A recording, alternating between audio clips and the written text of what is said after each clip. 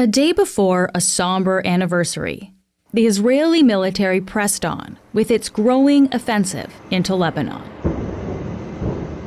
Over the weekend, Israel struck what it said were Hezbollah strongholds in the southern part of Beirut.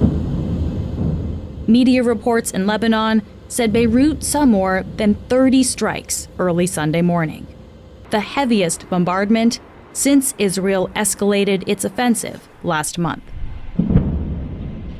In Iran, all flights were canceled out of concern of a potential Israeli strike.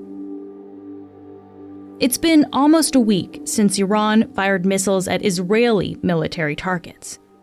Iran's supreme leader, Ayatollah Ali Khamenei, said they were legal and legitimate in his first public remarks since the attack. It is an Islamic ruling and a logical law, and also in international and global logic. Palestinians are defending their land. Their defense is legitimate, and helping them is also legitimate. The brilliant action of our armed forces in the attack on Israel 2 or 3 nights ago was a completely legal and legitimate operation.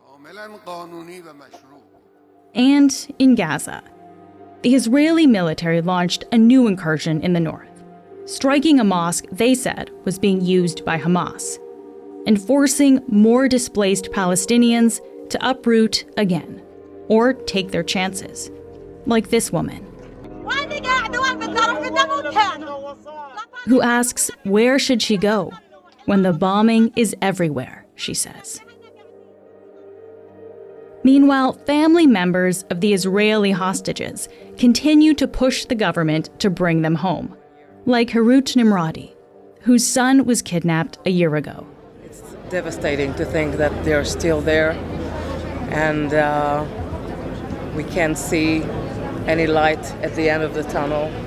Nothing is done, and we are very scared for the lives of the ones that are still alive.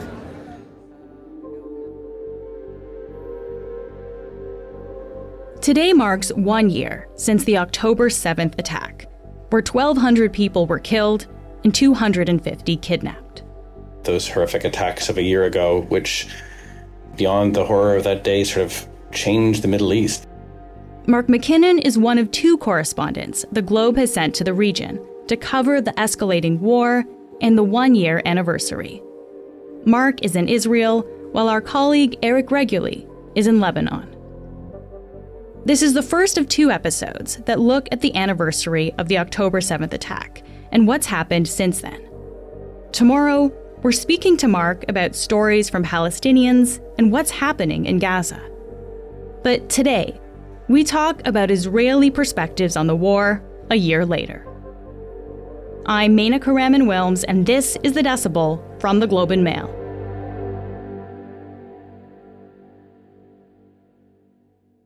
Mark, thanks so much for being here. Thank you, Menaka. Can I just start by asking you, where are you right now, and what have you been up to for the past couple days?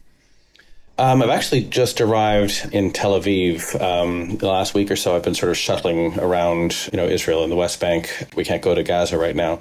But this morning I woke up in Jerusalem and then drove down towards the Gaza Strip, towards the areas close to the Gaza Strip, the kibbutzes, and this music festival that was attacked by Hamas last October 7th, to talk to people about how they're going to commemorate October 7th. So in general, then, from the people that you're talking to, obviously you're in various places here, but what has the mood been like in the lead up to the anniversary of October 7th? It's very different in different parts of Israel. Here in Tel Aviv, when I arrived, I couldn't believe how loud it was. Just like you'd have a hard time believing there's a war happening. Less than an hour and a bit's drive from here, I was visiting this two very solemn scenes. One was this pile of hundreds of destroyed cars from October the 7th that people were shot and in some cases burned alive inside their cars by Hamas on October the 7th. And the Israelis have assembled really the only sort of state-funded memorial so far they put together. They brought all these cars to sort of an open field along the side of a highway. And you can go in there and sort of see just the number of cars is very powerful. Some people compared it to all the shoes. If you've ever been to the Israel's Yad Vashem Holocaust Memorial here, there's a collection of all the shoes, and it's, just the numbers sort of strike you, and you see the scale of all these cars destroyed. And then I went down to the site of the Nova Festival, where 300 and some Israelis were killed on October the 7th. It's the famous scenes that everybody's seen now, where people were dancing, partying, enjoying this overnight music festival, when all of a sudden the rockets came flying in and Hamas fighters showed up and started shooting people in their cars and in the streets. And there they've tried to sort of make it the idea of rebirth. They've sort of planted one tree for each of the victims that were killed that day. And it was very somber down there, but at the same time you could also hear warplanes overhead and outgoing artillery fire into Gaza. Very, very different than what I'm hearing outside my window here in Tel Aviv. Yeah. And of course, Mark, you're there during the high holiday period for Jewish people, right? So Rosh Hashanah, the Jewish New Year, was just at the end of last week. I guess, how has that played into how people there are feeling? It's a very, very strange holiday for most Israelis. I mean, this is a small country, and everybody knows somebody who was either killed or taken hostage or had a near escape on October the 7th last year. And of course, it was the high holidays just at the end of the last year when this awful Hamas attack happened. So it's a very different high holidays. People cannot help but think of the fact that this is 1 year ago today, this all began, despite the fact people are, gathering with families, trying to enjoy the moment. The New Year's greeting people keep saying is the next year has to be better than this one. At the same time, no one's really sure of that, because we've just seen the start of Israel's offensive into Lebanon. We had this mass missile attack. I was in Jaffa, which is right next door to Tel Aviv, last week when that happened, and everybody had to go into shelters. No one really knows what comes next. So it's almost a wishful greeting, like this next year can't be as bad as the last one. And yet there's a bit of nervousness when even saying something as basic as that. Let me ask you about your kind of travel into southern Israel there, Mark, because I believe you actually went to one of the kibbutzes that was attacked last year. Can you tell me what that was like? Yeah, so that was my second visit to Kibbutz Be'eri. I was there on, I think it was October the 11th last year, so 4 days after the initial attack. And it was really the first moment that myself, foreign journalists in general, really saw sort of just how horrific October the 7th was. You walked around this kibbutz, this tightly knit little community. In the case of Kibbutz Be'eri, it was very left-wing community. A lot of peace activists live there, most famously Vivian Silver, a Winnipeg-born peace activist. And we went into that kibbutz last year, and I just remember the scale of the destruction, just entire neighborhoods where nothing was left standing. By the ferocious battle, first, Hamas coming in and taking people hostage, and then the Israeli army coming and retaking the kibbutz and using heavy weapons in some cases to end the battle with Hamas fighters. That obviously destroyed some homes as well. And when I was there a year ago, it was so raw, they still didn't know what had happened to Vivian Silver, for instance. She was thought she was hostage. We found a month later that she'd actually died in her home, but the fire had been so intense that it took them weeks to identify her remains. And there were, the bodies of Hamas fighters were in plastic bags on the streets, and it was just this, sort of really raw and horrific experience. And so coming back this year, I don't know what I expected. I guess I thought a year's time there'd be a lot more change than I did see. I mean, there are, of the kibbutz's 1,200 residents, I think 200 have returned. There's 102 members of that small community were killed. There's still 11 who are missing in Gaza as hostages. They think 8 of them are probably dead, but they're still hoping beyond hope these last 3 will come back. And this neighborhood I described, it's been the first one that I saw, which was, there was a woman named Pessi Cohen who was her house that the Hamas fighters sort of take a lot of the hostages into, and that the Israelis, I think, used heavy weapons fire to destroy the house, and 12 residents of Be'eri were killed there. That area has been bulldozed flat. There was nothing they could do with that, and I guess there was a decision that they're going to rebuild this right at the start of the kibbutz. But if you go deeper into the kibbutz, closer to the fence where Hamas actually first entered, Vivian Silver's neighborhood, is just house after house sort of scorched, burned out, shot up, children's toys still in the yard, bicycles in the yard, clothes on the laundry lines. It's like nothing's changed since October 7th. No one knows what to do with this neighborhood. Nobody knows whether they want to tear it down or leave it as a memorial or what. I'll just add one other eerie detail I came across while I was there. And it's, I was in Vivian Silver's house, and I found one of the few things that was intact in the fire. What wasn't intact was sort of a half-burned Bible opened on this page, which talked about sort of the battle for Israel, and there was a line that was legible that was just said, "Even unto the valley of Lebanon." I just thought Wow. just an amazing sort of thing in all this destruction to wonder why it was open to that page, why it survived. Obviously, just circumstance and chance, but it was really very, very eerie. Yeah. I mean, I can imagine kind of being in that space, especially as you say, being preserved after this year, not really touched. I want to talk for another minute about Vivian Silver, because as you say, she was Winnipeg-born peace activist. She was 74 years old. What do we know, Mark, I guess, about her last days there? Well, most of what we know comes from her son, Jonathan Zegan, who I interviewed last week in Tel Aviv. And Jonathan and his wife and his children were supposed to be in Be'eri on that day. They were supposed to go to Kibbutz Be'eri. I think it was the kibbutz's 77th anniversary of its founding, in addition to it being the holidays. And so they were supposed to go and take part and spend the weekend with Grandma. And Jonathan called it playing hooky. So they just woke up and just didn't feel like the drive down to the kibbutz. So they were tired and decided to stay home that weekend. And instead of being there, he was on WhatsApp with his mom, messaging with her, and she was saying, they're in the house. They said what he thought was a goodbye to her, and then afterwards he was told that she'd been taken to Gaza, which changed. He thought he'd kind of just started to accept that he'd lost his mother, and then he's told that she's alive as a hostage in Gaza, and so he goes through this other process of trying to deal with this reality, and then of course finds out, I think it's 5 weeks later, that she had died on October the 7th. It was just, they hadn't been able to find her. So of all the tragedies of October 7th, hers really sticks out because she was someone who invested her life into trying to find ways to bring, her organization was called Women Wage Peace, and there's women in Gaza and the West Bank and in Israel who are trying to sort of open other bridges to get around, frankly, the men waging war, and to try and find another way out of this. And, of all the victims, she's, there's an extra layer of tragedy to that.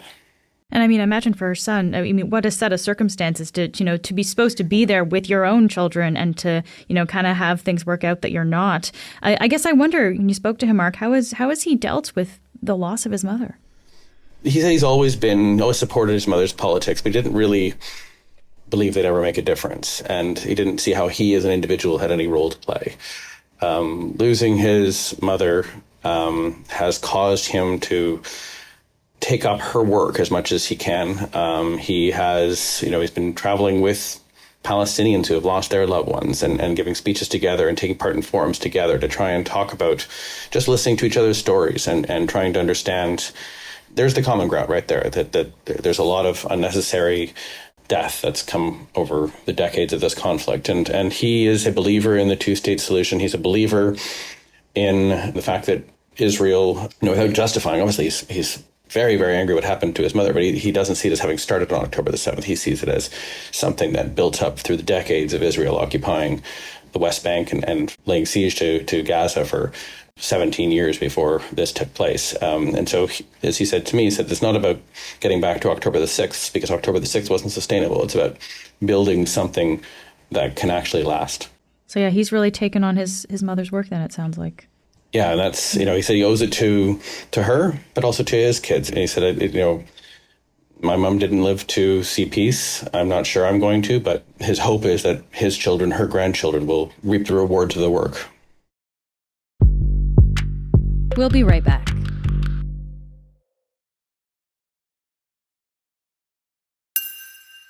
So that's the story of one person, Mark, Vivian Silver, who was killed in last year's Hamas attacks. Vivian Silver was one of nearly 1,200 people killed that day. And of course, 250 more were taken to Gaza as hostages. Mark, let's talk about this. What is the status of the hostages at this time? This is one of the things that makes a lot of Israelis angry, is the fact that here we are a year of war later in Gaza, and we still have, there's 101 of that 250 are still in Gaza somewhere. The belief is, and the number I've heard, nobody wants to say it for sure, but it's, upwards of 30, maybe 50 of those are believed to be dead. That people believe was avoidable. There have been ceasefire deals. It felt several times this year when I was here in April and May, like we were right on the verge of a ceasefire that would have seen the hostages returned. And through this period, a lot of Israelis, including a lot of the hostage families, believe that Benjamin Netanyahu's government was never as interested in, that was never their biggest goal, wasn't bringing the hostages home. They had other goals. Destroying Hamas became more important to Mr. Netanyahu and his government than bringing the hostages home, and that makes a lot of people here very upset. How much focus is there still on the hostages in Israel, Mark? I mean, I'm sure there's not kind of a uniform thing, but are there still missing persons posters out there? Are there still protests?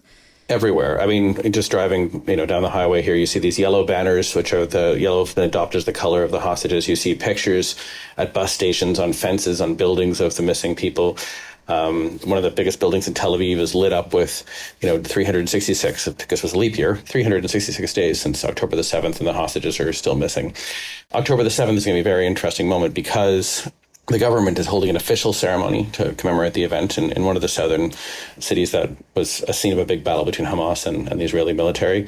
But the hostage families are not taking part. They're having their own memorial service here in Tel Aviv. That's why I'm here. They don't want anything to do with the government's sort of commemoration of this event. So a lot of the kibbutzes that were attacked are they're closing their gates and having a private ceremonies as well, because they also don't think the government has the right to be commemorating this moment given the way the last year has been handled. Well, then I guess I wonder, what kind of support does the government have and Prime Minister Benjamin Netanyahu? Like, how do Israelis see him, or what kind of support does he have there? Well, intriguingly, I mean, he was near the sort of historic lows for his Likud party until very recently. And what, of course, changed in the last 3 weeks is the offensive in Lebanon, which began with this astonishing attack where we saw pagers and walkie-talkies of Hezbollah members across Lebanon just explode. And then we saw the assassination of Hezbollah leader Hassan Nasrallah, who is really one of the dominant figures in the Middle East for the last 2 decades. And all of a sudden, the conversation here for a lot of Israelis has shifted from Lebanon and the hostages to the war in the north, and there are 60,000 Israelis, I should say, who were displaced by Hezbollah fire over the last year, and they're going to go home. They're hoping they'll go home at the end of this conflict in Lebanon. So that's become almost the more important cause, one that Mr. Netanyahu talks about more often than the hostages, which of course makes the families of the hostages more and more worried. But Mr. Netanyahu's polls, though, have come back up to the point where Likud would, according to most polls, would get the largest number of seats in the Knesset if they had an election. Doesn't mean he'd be able to form the next government. Doesn't mean he'd be able to win. Coalition building in Israel is always extremely complex, but it shows you that he's rebounded because of deciding to take on Lebanon and take on Iran. And people again are talking about King Bibi, as he's sarcastically referred to, because he's been the prime minister for all but 18 months of the last 15 years. So it sounds like what you're saying is really in the last few weeks, so that's where the change has happened, because previously in the last year, maybe he wasn't viewed as favorably amongst a large swath of the population, but things have really turned around then with this incursion into Lebanon. People thought the political math for him was that if the ceasefire in Gaza happened, he would lose the far-right members of his coalition. They were very blunt about that. If a ceasefire was reached before Hamas was completely destroyed, they would leave the government, which would collapse it, sending it into an election that Mr. Netanyahu would lose. And you've got to remember, Mr. Netanyahu is also facing criminal charges on corruption allegations here in Israel.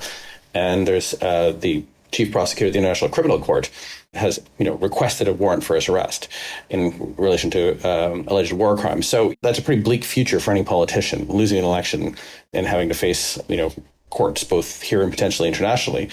It was seen as he was prolonging the war in Gaza just because he didn't have another move. And then this Lebanon sort of offensive, the decision to sort of focus on Hezbollah and Lebanon and sort of let Gaza simmer. Again, there's no ceasefire in Gaza. The fighting is still going on there.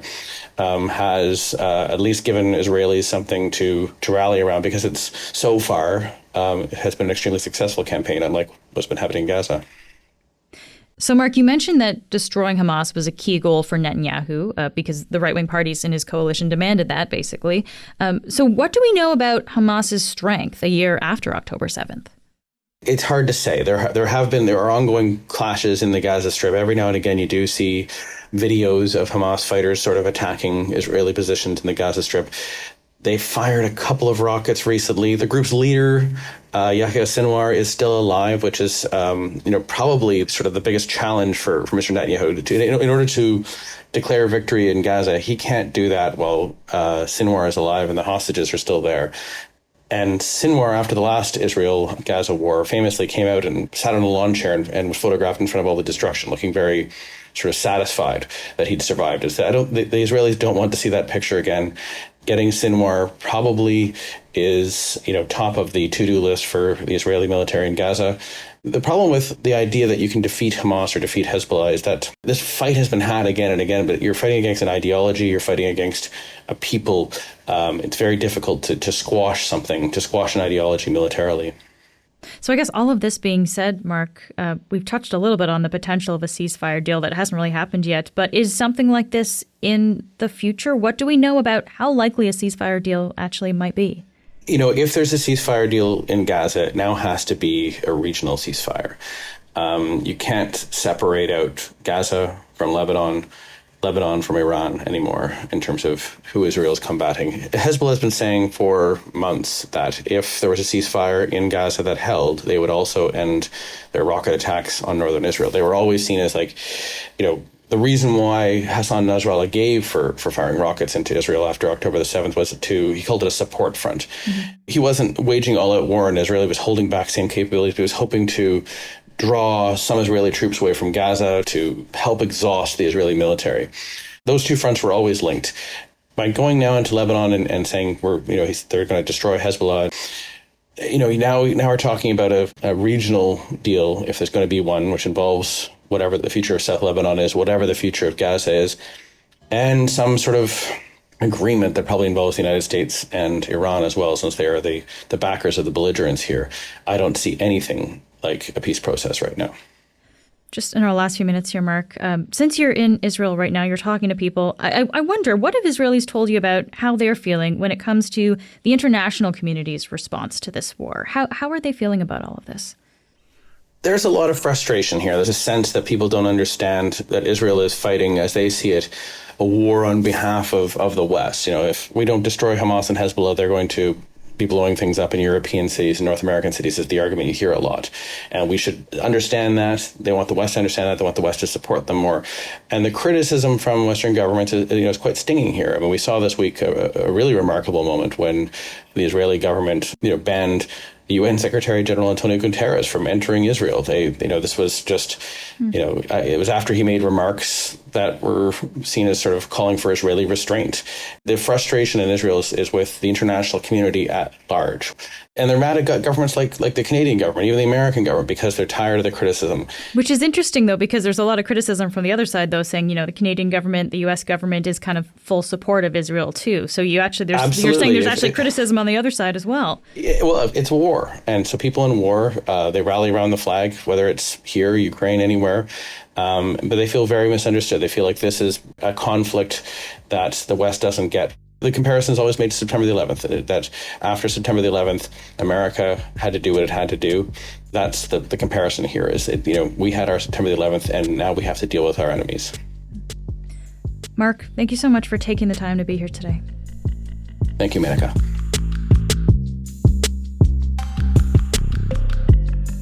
That's it for today. I'm Menaka Raman-Wilms. Our producers are Madeline White, Michal Stein, and Ali Graham. David Crosby edits the show. Adrian Chung is our senior producer, and Matt Frainer is our managing editor. Thanks so much for listening, and I'll talk to you soon.